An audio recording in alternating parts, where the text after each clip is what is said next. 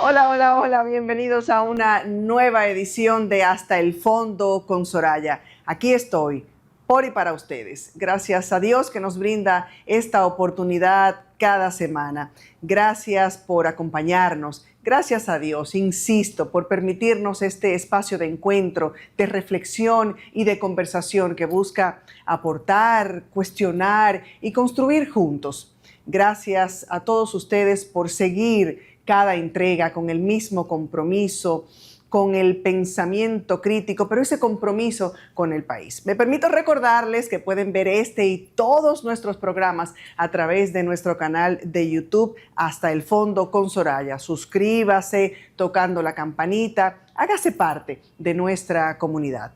Cada semana nos damos la oportunidad de ir más allá de los titulares para tocar los temas que de verdad nos importan como sociedad y lo hacemos desde una mirada profunda y humana, porque Hasta el Fondo no es solo un nombre, es una promesa de ir más allá de lo superficial, de conversar con propósito y de hacer de cada encuentro una oportunidad para pensar el país que somos y el que queremos ser.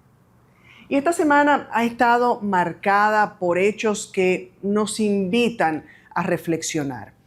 Ha sido una semana de muchas lluvias, muy mojada, lluvias que no han dado tregua y aunque el campo lo agradece, la ciudad ya está en modo pásenme el botecito.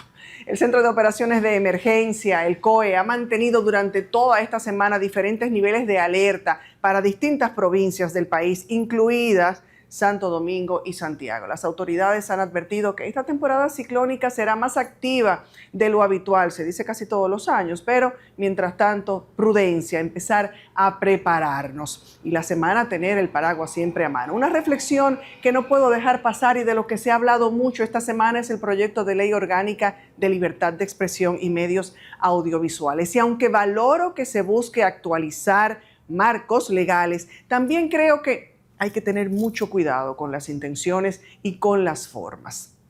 Porque, y hay que decirlo con claridad, la libertad de expresión ya está regulada, nuestra Constitución lo establece, tenemos leyes para castigar la difamación, la injuria, la calumnia, el que irrespete, el que acuse sin pruebas, miente o violenta, debe responder ante la justicia. Para eso están los tribunales, no la censura. Regular no puede convertirse en restringir. Proteger no puede terminar siendo controlar. Y sí, yo estoy en contra del irrespeto, de la violencia verbal, de las campañas sucias, del libertinaje que se rueda y se escuda tras la libertad, de las obscenidades, pero también estoy en contra de la censura, de obstáculos al libre pensamiento, de ponerle freno a la crítica, de limitar la voz ciudadana. Porque cuando se legisla desde la ambigüedad, el silencio puede volverse ley. Y el peligro no es solo lo que diga la norma, es quién la interpreta y con qué intenciones. Señores, aquí no se trata de avalar el caos, pero tampoco de ponerle mordaza a la crítica. Ojalá no perdamos nunca ese equilibrio entre la responsabilidad y la libertad. En el escenario político, el presidente Luis Abinader convocó a los expresidentes Danilo Medina, Hipólito Mejía y Leonel Fernández a una reunión con él para el próximo 14 de mayo. El fin es discutir la crisis haitiana y sus implicaciones para nuestro país. Leonel Fernández confirmó su participación, aunque dejó claro que no dará un apoyo incondicional. Danilo Medina también expresó su disposición a conversar con el primer mandatario, pero dice que en su casa, que lo recibe en la casa del PLD. Lo que sí es que ojalá que este sea el inicio de un diálogo sincero y responsable, porque el tema migratorio requiere unidad, firmeza y mucha claridad. Todavía sentimos el dolor de la tragedia del Jet Set, las lágrimas, la indignación, el estremecimiento colectivo, la herida abierta que nos une, la exigencia de justicia. Todo ello sigue presente. Ha sido una sacudida para toda la sociedad por la que muchos exigen justicia y respuestas. Una advertencia de lo que no debe repetirse. Una llamada urgente a la responsabilidad de quienes construyen, supervisan y autorizan.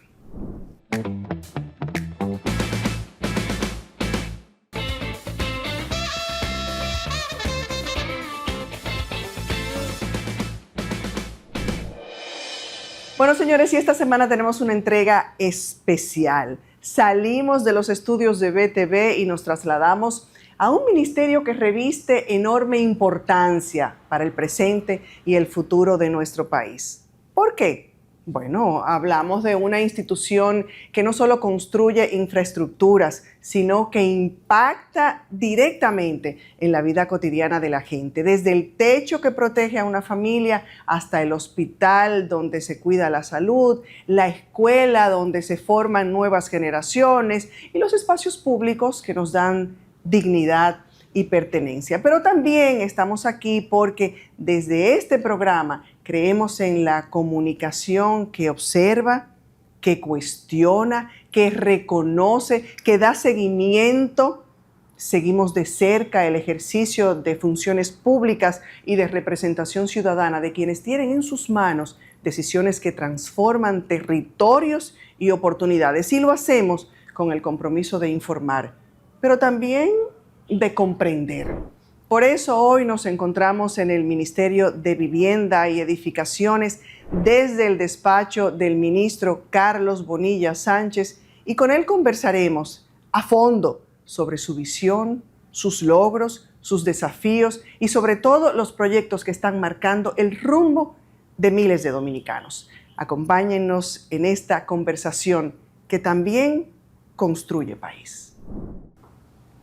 Bueno, y como ya lo hemos anunciado, estamos en el Ministerio de Vivienda y Edificaciones con el ministro Carlos Bonilla. Y es un verdadero placer encontrarnos aquí, que haya sacado este momentito de su agenda para recibirnos. Bienvenido hasta el fondo. Muchísimas gracias, Soraya, por estar aquí con nosotros y invitarme a tu programa. Aprovecho la oportunidad para saludar a todas las personas que nos están viendo y escuchando a través de las diferentes plataformas que ustedes tienen. El honor es nuestro y la satisfacción de encontrarnos aquí. Decíamos en la presentación que estamos siempre pendientes como ciudadanía responsable, vamos a llamarle, del ejercicio de los funcionarios, de observar, de acompañar y de comprender muchas de las cosas que se hacen y por eso principalmente estamos aquí. Estamos con el ministro, con el ingeniero, con el dominicano, con el hijo, con el padre. Si a ese Carlos... Con el esposo. Con el esposo. Tú estás frío, no puedes dejar. Esos son unos punticos. Mi mujer €1 está viendo. Esos son unos punticos, hay unos punticos ya para el ministro. Si pudiera hablarle a ese Carlos de 19 años que comenzó a construir viviendas desde ese entonces, ¿qué le diría hoy? Bueno, le diría que no se meta en política. Ay. ¿Arrepentimiento? No. La verdad que cuando uno viene de una familia que incursiona en la política, no sé si por el hecho de que uno siempre está en un ambiente donde se habla mucho de eso, donde se cuestiona mucho, donde se tienen muchas ideas sobre qué debe ser el rumbo del país, y los niños que están en ese entorno, que crecen en ese entorno, se le inculca un poco de esa inquietud o de esa cultura, ni siquiera sin ellos darse cuenta, sí. O sea, que lo tienen, sí. Porque yo nunca me mostré con esa inquietud, por lo menos que yo mismo me haya dado cuenta, hasta que no estoy ya inmerso completamente en esta actividad. O sea que es muy difícil cuando tú creces en ese ambiente no formar parte de eso de alguna manera u otra. Sé que a mi mujer no le va a gustar esto, pero mis hijos, de alguna manera u otra, uno que otro, va a estar involucrado de alguna manera, porque es que me pasó a mí. Es inevitable. Y yo doy fe y testimonio de eso por mi familia, por mi madre, Clara de Luna, que toda la vida fue una persona involucrada en los temas políticos, en la política de lleno, mi abuelo. Y sí, estoy de acuerdo. A uno es como que lo trae y de alguna manera pues eso influye. Y para aquellos que no lo saben, la madre del ministro Carlos Bonilla fue vicealcaldesa, correcto, de Santo Domingo, su padre director del INVI, Y hablamos precisamente, y era una de mis inquietudes, qué conversaciones, qué dinámica dentro de la familia influyó sobre el hoy ministro, qué ejemplo le dejó el ejercicio de ellos, esas conversaciones y esas vivencias a lo que es el ministro hoy, en su ejercicio. Bueno, muchas conversaciones con personas ya cuando yo era adulto, diciéndome que mi padre o mi madre había hecho esto o había hecho lo otro, que le tenía un agradecimiento por cualquier razón, que fueron múltiples, cientos, si no miles de ocasiones, donde la gente me paraba y me decía alguna historia de uno de mis padres, pues eso a uno lo llena de orgullo. Claro. Y uno de alguna manera u otra eso influye también tácitamente para que uno, cuando se le presenta la oportunidad, porque en mi caso, aunque yo lo busqué, no estaba dentro de mis planes, pero cuando a uno se le presenta la oportunidad, pues uno tiene inquietud en participar. Y la verdad que la experiencia, ya después de tener 5 años prácticamente en el ejercicio de una función pública, la experiencia ha sido muy positiva. ¿Recuerda el momento exacto en que lo llamaron, en que le ofrecieron el cargo? ¿Qué sintió? ¿Lo pensó 2 veces antes de decir sí? Sí, lo pensé durante un tiempo y después tomé la decisión de participar. Pero no fue de inmediato que me vi compelido a aceptar, porque yo soy una persona responsable. O sea, a mí me da vergüenza si yo no cumplo o no doy mi 100%. Y yo también soy analítico, o sea que yo sabía en lo que me estaba metiendo. Y era una decisión que me iba a cambiar la vida, no solo a mí, sino a mi familia. Claro. Entonces es algo que hay que pensarlo bien, para quedar bien, para saber cuáles van a ser los sacrificios, que algunos te lo puedes imaginar, pero otros ni siquiera te das cuenta. Y entonces tomar una decisión consciente de qué es lo que tú vas a hacer y qué eso implica. De sus padres, ¿cuál es esa enseñanza, ese valor? Nosotros como embajadores de valores, y nos podemos dar el permiso de decirlo, siempre estamos queriendo resaltar la importancia de los valores, sobre todo y no únicamente desde el ejercicio público. ¿Cuáles son ese valor o esos valores que de familia, que de sus padres es innegociable? Yo soy funcionario público, pero esto yo no lo negocio, tal cosa. ¿Cuál es ese valor? Un valor importante que tiene que tener toda persona es tener vergüenza. Por eso es que los viejos de antes decían, es un sinvergüenza. Sí. Y uno como que no entiende. O mi abuela me decía cuando yo pedía la bendición, Dios te dé juicio y vergüenza. A mí así era que me daba mi abuela la bendición. Entonces uno cuando es carajito, uno como que no, pero eso no es nada, un sinvergüenza, ¿qué es lo que es?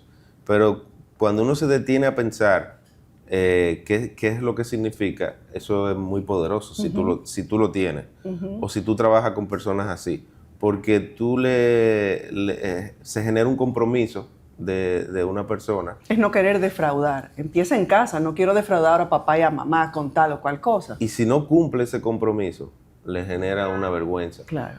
Mira para abajo. Hasta que no resuelva tal o cual situación, no quiere encontrarse con esa persona de nuevo, lo que sea, ¿verdad? Sí. Y eso motiva mucho a tu cumplir tus objetivos y tus metas. Entonces, mis padres me enseñaron eso, a tener esa preocupación, y es también responsabilidad, se le pudiera llamar así. Y por eso la gente puede confiar que si yo doy mi palabra, cuando digo la gente que trabaja conmigo, o el mismo presidente, o la ciudadanía que espera cosas de sus funcionarios, que si uno se compromete con la palabra, uno va a hacer todo lo posible por hacer el mejor trabajo para cumplir eso. Hay veces que quizás no lo pueda cumplir de la manera que la gente lo está esperando o en el tiempo que la gente lo está esperando, pero de que uno va a dar el 100% para poder hacerlo, eso pueden contar con eso. Y basado en ese sentimiento, basado en ese valor, basado en esa enseñanza, en esa forma de vida, y ya que su gestión en algún momento ha estado bajo la lupa de gente que lo ha criticado, que ha cuestionado, que ha señalado supuesta falta de transparencia, ¿ha sentido el ministro Carlos Bonilla bajar los brazos o eso ha sido un empuje para demostrar lo que está haciendo, lo que puede hacer, lo que puede devolverle a la ciudadanía, a la sociedad? ¿Fue razón para desanimarse y para querer, estoy pensando en el Titanic, abandonar el barco? No soy una persona que se caracteriza por dejar las cosas por mitad. Yo siempre lo que comienzo lo termino. Entonces las adversidades no son, no estamos ajenos a las adversidades de todo tipo. Y cuando uno ejerce una función pública, uno tiene que estar expuesto o acostumbrado Preparado, a críticas, sí, claro, y a cuestionamientos. Y uno a veces con fundamento, a veces sin fundamento. Entonces uno responde a las críticas con fundamentos o que merecen una explicación, uno la responde, las otras uno simplemente sigue adelante y que los resultados y que los hechos hablen por ti. Al final el trabajo es lo más importante, el ruido no me preocupa. Claro, yo soy una persona de carne y hueso, hay cosas que uno quizás dice que no le afectan, que aunque uno no se dé cuenta, inevitablemente, claro, te afectan porque quizás afectan a tus familiares que tienen preocupación y eso te preocupa a ti, pero al final el trabajo habla y el trabajo de nosotros está ahí, los resultados están ahí y son en beneficio de la población. A mí me preocupa, y lo decía precisamente al inicio del programa hoy en nuestra presentación, me preocupa el equilibrio sano que debe haber entre libertad de expresión y el libertinaje que se está dando en los medios de comunicación, sobre todo en los audiovisuales, lamentablemente en las plataformas digitales, que se ha confundido, se ha pasado esa línea de lo que es la libertad de expresión, del libre pensamiento, a las campañas sucias y el dañar a otras personas, que definitivamente sí hay que revisar ese marco regulatorio, y gracias a Dios que está pues ahora esa intención así de hacerlo, no de mordaza, no de coartar, pero sí de encontrar ese equilibrio de dónde está el respeto y de dónde está la libertad versus el libertinaje, y que cada quien diga lo que se le ocurre, pero, sin pruebas que sustenten. Pero la audiencia, el pueblo dominicano, la audiencia, las personas que nos están viendo, el dominicano es muy tigre. El dominicano sabe cuando le están hablando mentiras, cuando le están tomando el pelo, se da cuenta, es muy perspicaz. Por eso, cuando un político no es sincero, eso se nota en la Cámara. Y cuando una crítica es parte de una estrategia de hacer un daño X o Y, la gente también, y más todos los que estamos envueltos en esto, porque las personas comunes que trabajan todos los días no están todo el tiempo viendo política y viendo opinión política y pendiente a quién está arriba, a quién está abajo. No. La gente lo que le importa es su familia, su trabajo y su día a día. Lo que estamos en esto todos los días viendo Twitter, somos el grupito de políticos. Sí. Eso, más nadie está pendiente a eso. Entonces, esas personas que conocen desde adentro qué es lo que se mueve, saben, por Dios, saben. Así es. Pasemos al trabajo, a lo que se realiza desde este ministerio. Y en cifras concretas, vamos a contarle a la gente cuántas viviendas de bajo costo se han construido en esta gestión, qué localidades han sido impactadas, sobre todo en esas zonas más apartadas, digamos, de la capital. Viviendas nuevas, construidas desde cero, con su título, por esta gestión a través del programa Mi Vivienda, que es un programa de esta administración, más de 9.000 viviendas en el primer cuatrenio, prácticamente. Eso, para ponerlo en contexto, la gente no le gusta que uno compare a veces, pero uno para medirse tiene que comparar. Claro. Cuando tú estás haciendo una carrera, tú te pones al lado de otro, es para eso, para medirte con el otro, y no por nada malo, sino es para ver cómo tú andas. Ciudad Juan Bosch, que fue un proyecto que se mencionó mucho en el gobierno pasado. Durante 8 años entregaron 5.000 viviendas. Este gobierno en la mitad del tiempo entregó prácticamente el doble de las viviendas que se entregó en ese proyecto, en un solo proyecto, porque el gobierno tiene más programas de vivienda. Eso es algo que a nosotros nos enorgullece mucho, porque lo diseñamos nosotros, lo licitamos, fue durante la pandemia, o sea que las cosas eran un poquito más lentas, la transición fue más lenta también por el problema que hubo. Sí. Y todo eso contribuyó y como quiera hicimos el doble de las viviendas en poco tiempo. O sea que en el doble, la mitad del tiempo. O sea que estamos muy contentos con ese logro. También, orgullo y satisfacción, me imagino, ¿verdad? De entregar. La gente lo que aspira, las personas, no solamente en República Dominicana, aspiran por tener su techo. Sí, y además que a través de los resultados es que tú cambias vidas. Después que tú entregues esa vivienda, es que tú le cambias la vida a una persona. Claro, esas cosas tienen que hacerse respetando las leyes y con la forma adecuada. Eso significa haciendo su licitación, como la gente espera, todo eso. Pero nada de eso sirve si al final no se entrega la vivienda y la gente no está viviendo adentro. Entonces, tener más de 35.000 personas beneficiadas con ese programa. Más de 35.000 personas. Es algo que a nosotros nos beneficia mucho y nos satisface mucho. Definitivamente. ¿Qué categorías existen para, si es que existen, para las viviendas de bajo costo? ¿Cuáles son, por ejemplo, los requisitos? Porque una familia que nos esté viendo puede querer aplicar a ellas y sería útil que la gente entienda cómo es el proceso. Bueno, ese programa que se llama Mi Vivienda, se abrió un proceso de convocatorio que duró prácticamente 3 meses. Y en esos 3 meses se inscribieron 140.000, 150.000 personas para esas viviendas que se estaban abriendo al público. Para ese proyecto en particular. Para ese proyecto en particular. Dependiendo de tu condición social, o sea, tú tenías que ganar menos de 5 o 6 salarios mínimos. La pareja, o sea, el esposo y la esposa. O si tú eres soltero, tú solo. Para poder, tenía que tener no podía ganar mucho porque si no, tú no necesitas ese beneficio. Claro. Entonces, aparte de eso, tú no puedes tener una vivienda a tu nombre porque es una primera vivienda. Si ya tú tienes una vivienda, dale la oportunidad a quien que no la tenga, a otra persona que no la tiene. Entonces, esos eran los aspectos principales de ese programa. Ese programa no por cuestiones de recursos no ha continuado, solamente fue dentro de los primeros 4 años. Estamos viendo qué otra cosa podemos hacer para continuar ese programa, pero ahora mismo una persona no puede acceder a eso porque no está abierto ese programa. Entiendo.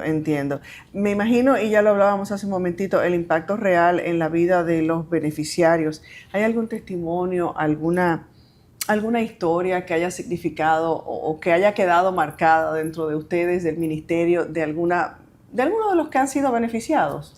Hay una historia con otro programa que te paso a mencionar, que es el programa Dominicana se reconstruye, a través del cual hemos reparado casi 50.000 viviendas. Es un programa que repara viviendas existentes que están en mal estado. En techo, pisos. Exactamente. Tienes el piso de tierra, te lo cambian por piso de cemento, tienes las paredes de tu casa que se están cayendo, te la cambian, el techo tiene hoyo, cuando llueve se te mojan los muebles, te cambiamos el techo. 50.000 viviendas, que también son cifras históricas, más de 200.000 personas beneficiadas. Entonces, en uno de las casas nos mandaron un video, que quizás es bueno que te lo compartan, ese video, donde una familia se le cambió el techo y cuando estaba lloviendo se grabaron llenos de alegría porque, mira, está lloviendo y Ya no nos se van a mojamos. mover.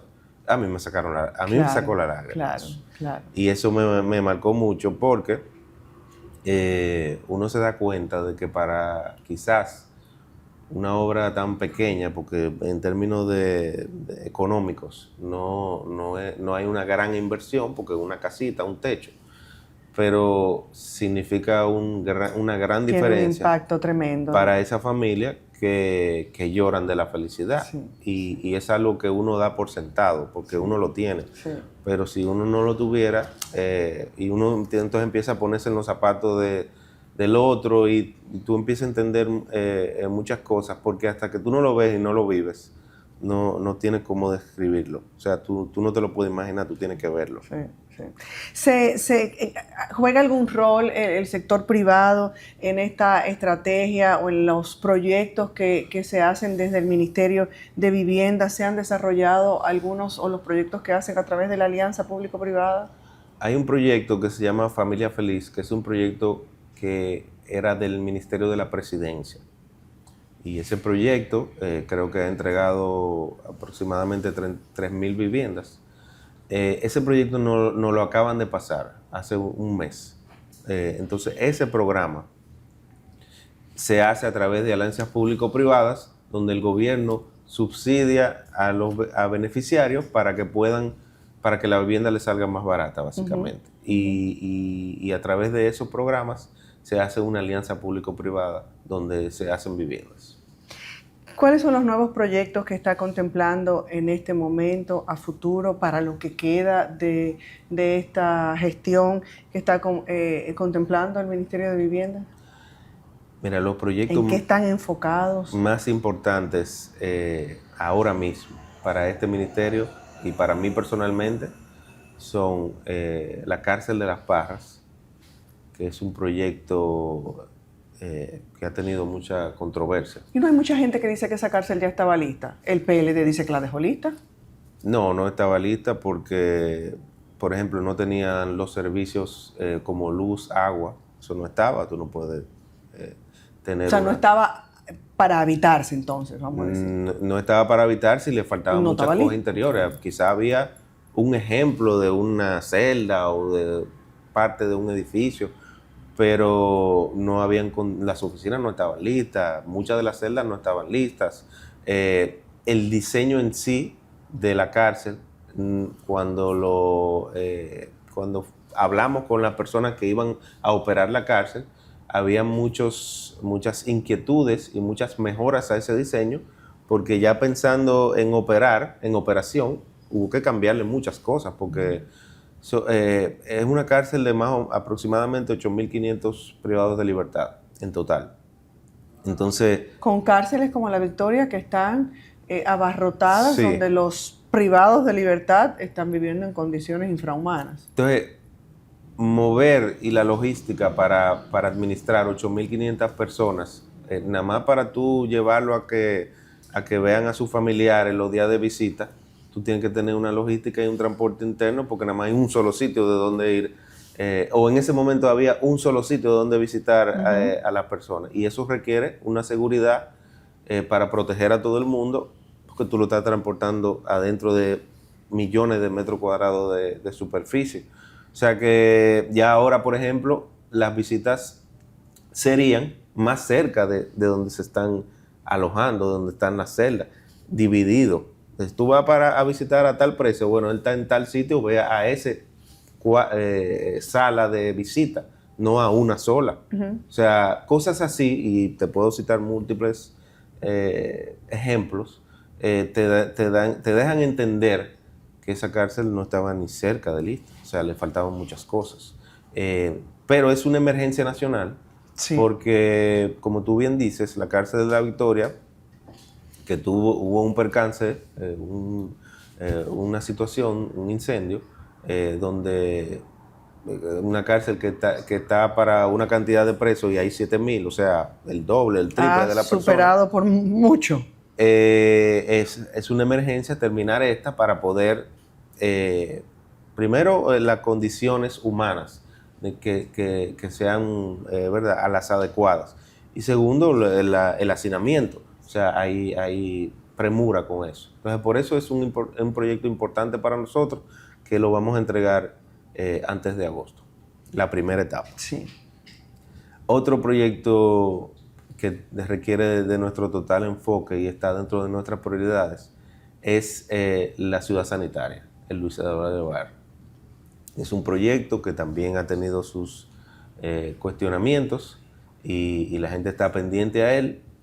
Ya por suerte nosotros hemos podido entregar y está en funcionamiento más del 70% del hospital, solo falta el 30%, que es un hospital clínico quirúrgico y que contiene una unidad de quemados, la más grande del país, donde se van a poder atender muchas de las emergencias así de muchas personas al mismo tiempo que pueden ocurrir en nuestro país. Sí. Y ese es un proyecto que también vamos a entregar antes de agosto. Aparte de eso están los diferentes hospitales que estamos haciendo, como el de San Francisco, como el de Dajabón, como el de Dicimí-Sibón, como el Musa, que ya también está prácticamente listo, una parte del Padre Villini.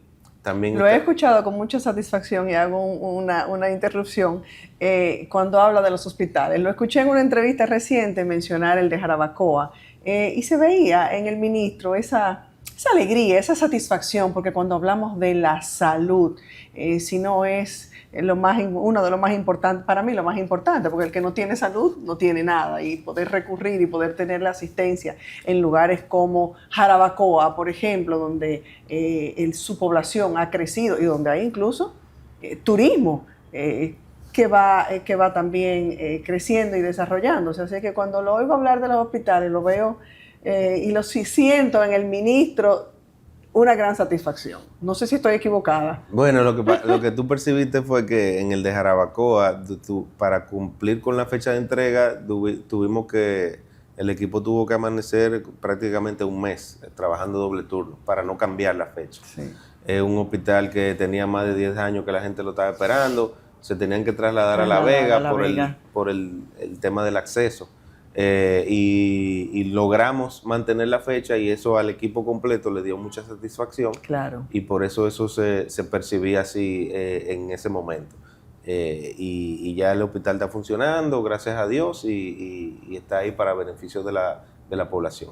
También tenemos las extensiones de la UAS, que hemos entregado varias, pero faltan algunas 3 o 4 por entregar, que estamos construyendo. La de Cotuí, Santiago Rodríguez, la de Baní y la de Santo Domingo Este. Que la gente de los pueblos no tenga que trasladarse, es un reclamo, no tenga que trasladarse necesariamente a la ciudad, a la capital, para poder continuar sus estudios superiores. Bueno, ese tema de, por ejemplo, de Santo Domingo Este, ¿cuántas personas de allá vienen aquí al distrito a recibir docencia y que afecta el tránsito? Claro. Afecta de muchísimas maneras, su recurso económico, el traslado. Afecta su presupuesto, claro. Afecta su tiempo con su familia, claro. Y afecta hasta su decisión de si inscribirse en la universidad o no. Entonces, muchas personas ahora van a poder tomar la decisión de tomar la clase, de inscribirse en la universidad, de recibir esos estudios, porque ya se le hace más fácil y más barato. Así es.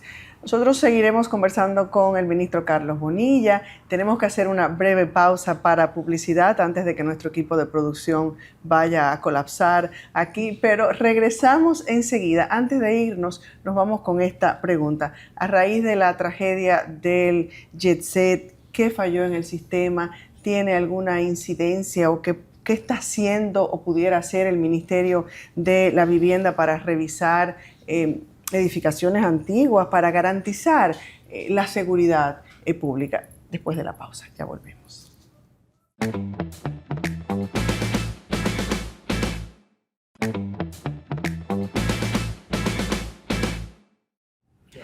Gracias por continuar en sintonía con nosotros. Estamos desde el Ministerio de Vivienda y Edificaciones con el ministro Carlos Bonilla. Y antes de irnos a la pausa, hablábamos de un dolor ciudadano, un dolor que compartimos todos como sociedad. La tragedia reciente del JetSet tiene alguna jurisdicción, el MIBET para garantizar lo que la mayoría de todos queremos y exigimos, sobre todo después de este trauma social y común que es la seguridad en las edificaciones.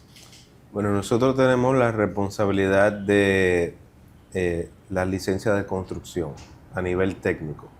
Revisamos todas las edificaciones, la parte estructural, que es la parte, digamos, que más compromete la seguridad de una edificación. O sea, la varilla, las vigas, la columna, todo ese tipo de elementos. Sí. La parte sanitaria, la parte eléctrica, la parte del suelo, todo eso lo revisamos nosotros, pero de obras que están en construcción. Y durante el proceso constructivo, ya una vez la obra está levantada, lista. Y más esas obras que quizás antes ni siquiera se le sacó licencia de construcción, ninguna de esas obras, ni en ley ni en la práctica, se visitaban o se supervisan periódicamente. Sí, obviamente, si hay alguna denuncia o alguna situación de emergencia que uno puede ver o se puede percatar, pues se toman acciones, como por ejemplo, hace unos meses nosotros demolimos un edificio que se denunció y que era un peligro para los habitantes y para los vecinos. Ya de cara al futuro, para prevenir situaciones como estas, una tragedia muy lamentable que me afectó de manera personal. Y aquí muchas personas conocíamos a alguien que falleció ahí. Pues vamos a proponer próximamente, ya está lista, pero tenemos primero que socializarla con algunos actores del sector, una ley para que las personas tengan que sacar licencias de habitabilidad o certificados de ocupación de las edificaciones, para que el gobierno garantice que esa edificación está apta para el uso y es segura para el uso. Y esa certificación se tiene que renovar cada X cantidad de tiempo, dependiendo de la cantidad de personas que utilicen la infraestructura y dependiendo del tipo de infraestructura también que se esté analizando. Entonces ya ahí va a haber una responsabilidad del dueño de la edificación de que esa licencia tiene que mantenerla vigente y cumplir con los criterios de rigor del Ministerio de Vivienda para uno garantizar que esa edificación a través del tiempo está en buen estado. Ojalá que sí, como decía hace un momentito, que esta lamentable y dolorosa tragedia sirva para enmendar y sirva hacia futuro a que no vuelva a ocurrir algo de esta naturaleza. Y a propósito de la capacidad reguladora que pueda tener el Ministerio de Vivienda, y frente a la carestía de las viviendas privadas, de la gente para accesar a una vivienda, ¿tiene el MIVET la capacidad reguladora o de vigilancia para evitar prácticas abusivas que se dan en el mercado en ese sentido y que la gente pueda comprar su techo, adquirir su techo? Recientemente estuvimos en Estados Unidos con las personas que fueron engañadas, estafadas, aparentemente no, porque no digo aparentemente porque todavía un juez no lo ha determinado así, pero me la voy a jugar y voy a decir que sí, que fueron estafadas. En uno de los casos que se está ventilando ahora en la justicia.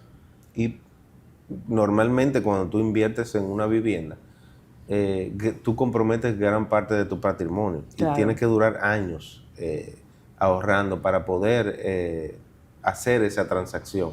Y que venga una persona, un individuo, escúchame la palabra, un pendejo, y te engañe, pues eso genera mucho dolor. Claro. Y las personas estaban el ambiente estaba muy crispado.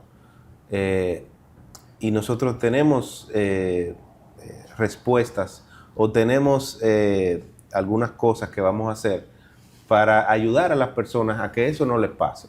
Porque al final del día las estafas ocurren en todas las sociedades, en todos los países, hasta los más desarrollados. uno tiene que tener la asesoría adecuada para saber en qué uno se puede meter y en qué no, porque todo tiene su riesgo. Entonces nosotros subimos una guía de 16 preguntas o 16 documentos que una persona debe de procurar antes de comprar una vivienda, un inmueble. Uh-huh. Y eso analizarlo de una manera rigurosa antes de para poder medir el riesgo de esa transacción. Claro, si uno tiene un buen abogado que conoce del tema y es de su confianza, es competente, con un abogado tú resuelves todo eso, porque él te va a asesorar y te va a decir, mira, métete o no te metas. Pero si uno quizás no tenga, y más la persona que vive fuera, no tenga acceso a conocer un buen abogado, uh-huh, o no tengan los recursos o lo que sea, pues ahí hay una guía de cuáles son las preguntas que se deben hacer y cuáles son los documentos que se deben de pedir antes de comprar una vivienda. El próximo paso, y lo estamos desarrollando, es tener un grupo de abogados aquí en el ministerio, donde cuando tú tengas esos documentos, los subes a una plataforma, nuestros abogados lo analizan y le dan una puntuación a esa transacción. Y dependiendo del valor de esa puntuación, pues la operación es más riesgosa o menos riesgosa. Y ya te toca a ti tomar la decisión. Nosotros te podemos recomendar, mira, de tanto a tanto es riesgosa, de tanto a tanto es menos riesgosa y de tanto a tanto es una operación segura, por ejemplo.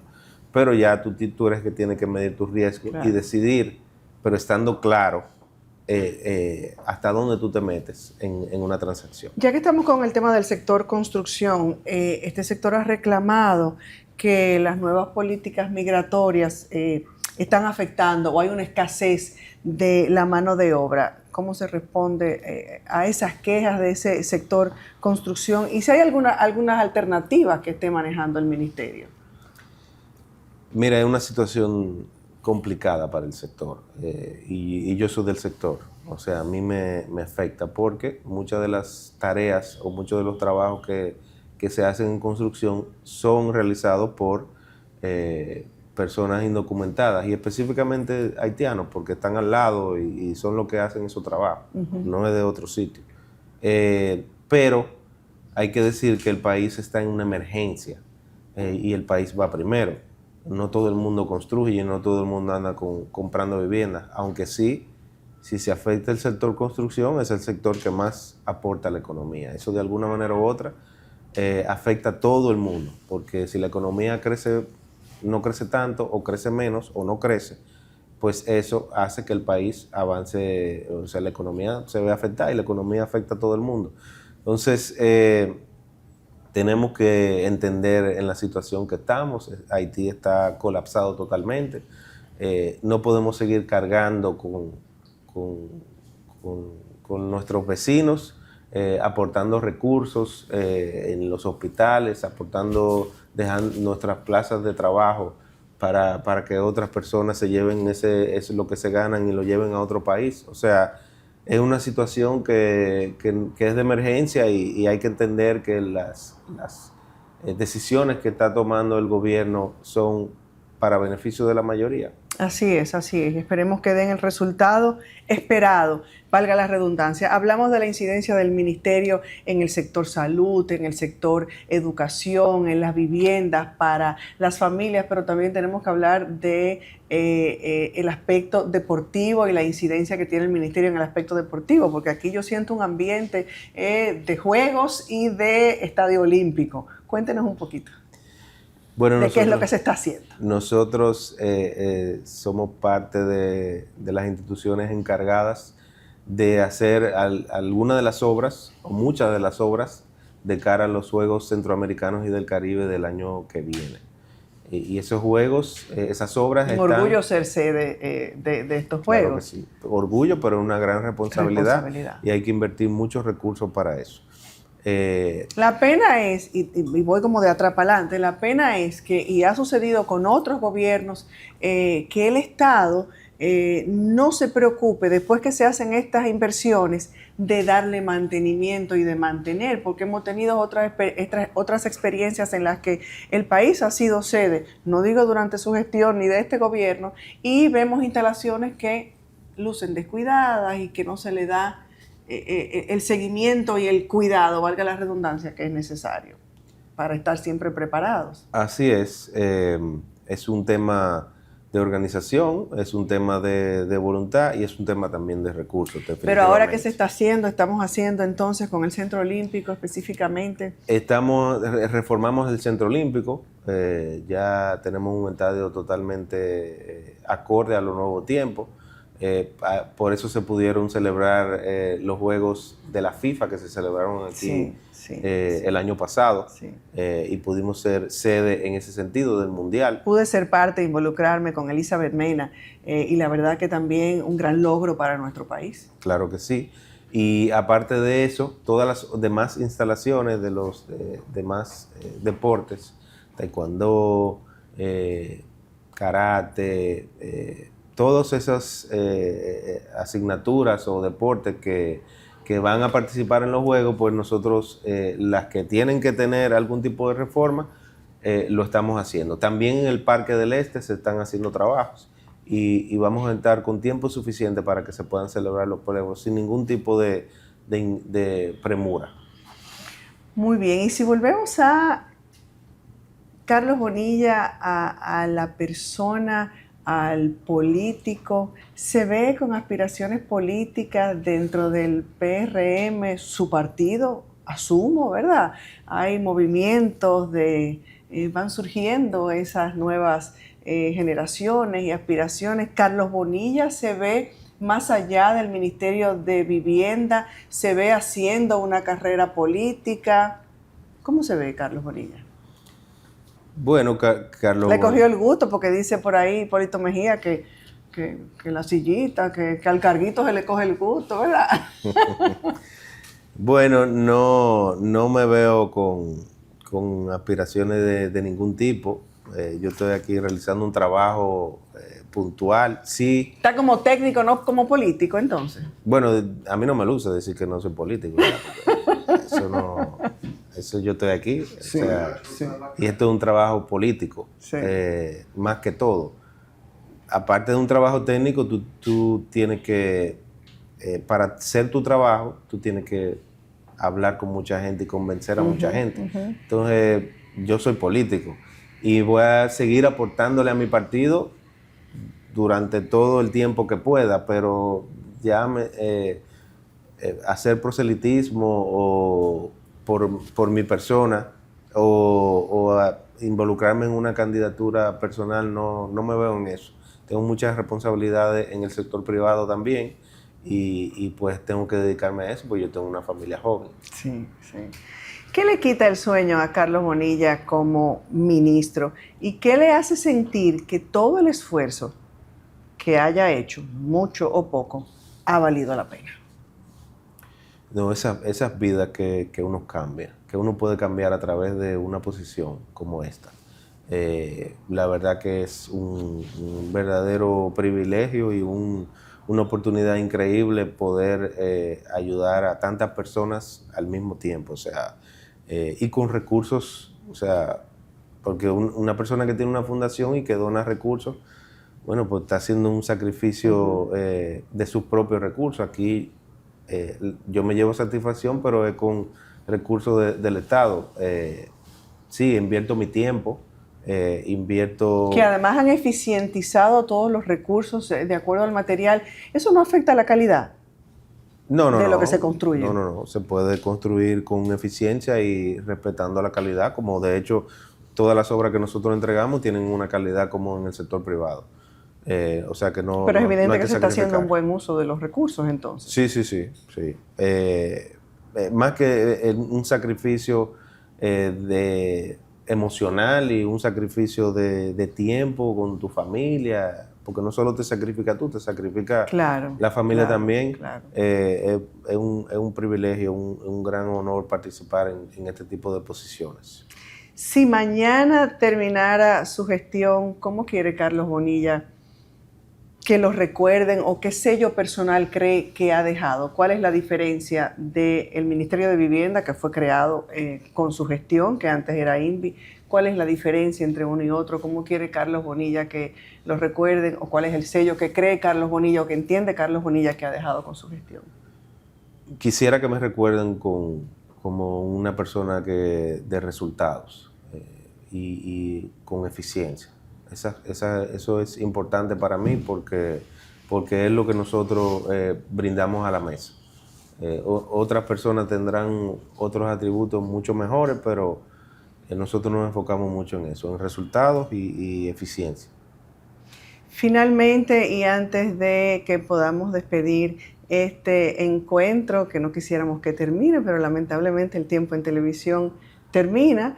Ojalá que sea un primer encuentro de muchos otros. Ojalá que nos inviten a alguna inauguración de alguna obra y de ahí hacemos un programa, ¿verdad? Ya yo me estoy untando, pero bueno, finalmente, y antes de despedir, porque este espacio, y es importante que quede claro, es de ustedes, es del ministerio y es de todos esos ministerios que entendemos que están haciendo una labor en beneficio de la sociedad, y ese es uno de los objetivos de nuestro espacio. Ese compromiso ciudadano, y donde vemos un compromiso ciudadano en cualquiera de los funcionarios, de los servidores públicos, pues hay que destacarlo, hay que acompañarlos, hay que conocerlo. Pero si tuviera que despedirse, ¿hay algo más que quiera apuntar en lo que esté involucrado el ministerio? ¿Hay algo que quiera decirle al país antes de despedir? Bueno, no, simplemente que a las personas que nos están viendo, que confíen en el presidente Abinader, que es un presidente que se preparó durante años para ser presidente, que su única agenda es mejorarle la calidad de vida de la persona que sirve, y que él y todo su gobierno estamos trabajando 24/7 para cumplir con esa meta que tiene el presidente de mejorar a las personas y mejorar su vida. Bueno, pues nos queda y solo nos resta darle Soné las muy gracias. político ahí, pero es la verdad. Bueno, estamos hablando de política. Sí, pero es la verdad, es sinceramente. Bueno, yo creo que hay mucho que destacar, que todos los gobiernos tienen sus luces y sus sombras. Todavía queda este periodo completo, ¿verdad? Casi completo, llevamos un año que va a cumplir ahora en agosto, todavía no se cumple el primer año.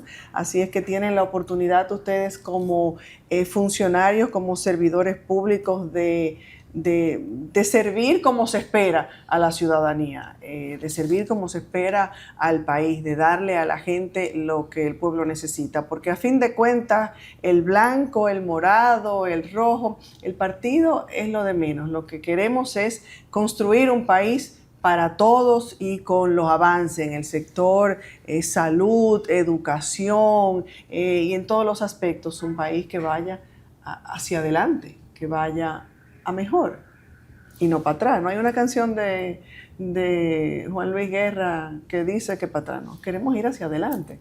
Claro que sí, y yo creo que cada gobierno aquí ha hecho su aporte para que eso sea así, para que el país cada vez avance, y a eso es que tenemos que aportar, que el gobierno que venga sea mejor que el que pasó. Que se quede el PRM, algunos de los cuadros que están preparando. Claro, ¿a quién apoya el ministro mejor, de Vivienda? El mejor gobierno va a ser siempre el del PRM. Pero algunos de los que se están preparando, mujer, de los hombres, de los que están preparando ese relevo del presidente Abinader. Te voy a contestar como un político. Ajá. Estamos apoyando la gestión del presidente. Muy bien, muchísimas gracias. A usted. Gracias por recibirnos, gracias Patricia por ayudarnos a que esto fuera posible, esta visita se hiciera realidad y conocer mucho más. Seguiremos con ustedes, seguiremos acompañándoles porque esta labor, insisto, desde el Ministerio de Vivienda es una de las más importantes de este gobierno y de los gobiernos a futuro. Muchísimas gracias nuevamente a ustedes. Muchísimas gracias por la sintonía. Esperamos que hayan aprendido, hayan escuchado atentamente y que haya sido de su agrado. Feliz fin de semana. Portarse bien.